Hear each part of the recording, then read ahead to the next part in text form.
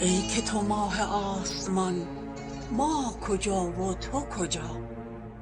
در رخ مه کجا بود این کر و فر و کبریا؟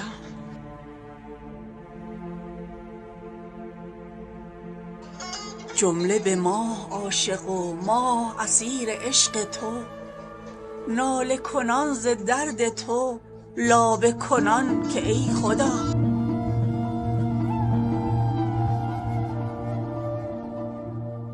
سجده کنند مهر و مه پیش رخ چو آتشت، چون که کند جمال تو با مه و مهر ماجرا.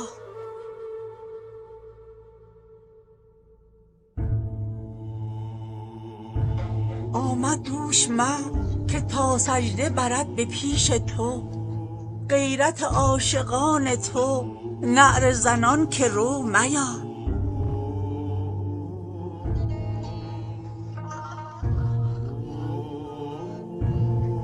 خوش بخرام بر زمین تا شکفند جان ها، تا که ملک فرو کند سر ز دریچه سما.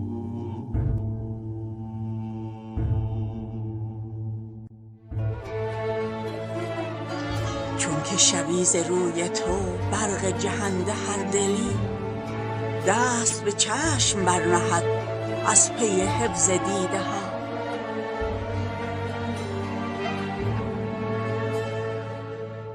هرچه بیافت باغ دل از طرب و شکفتگی، از دی این فراق شد حاصل او همه هبا.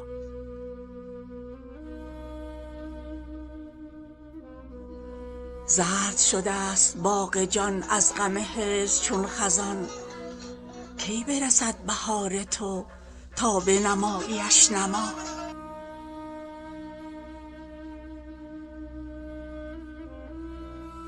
بر سر کوی تو دلم زار نزار خفتی، کرد خیال تو گذر دید بدان صفت ورا.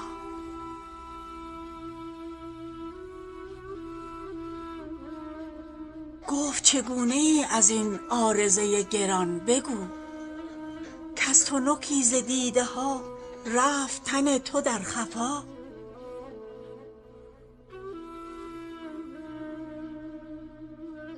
گفت و گذشت او ز من لیک ز ذوق آن سخن، صحت یافت این دلم یا رب توش دهی جزا.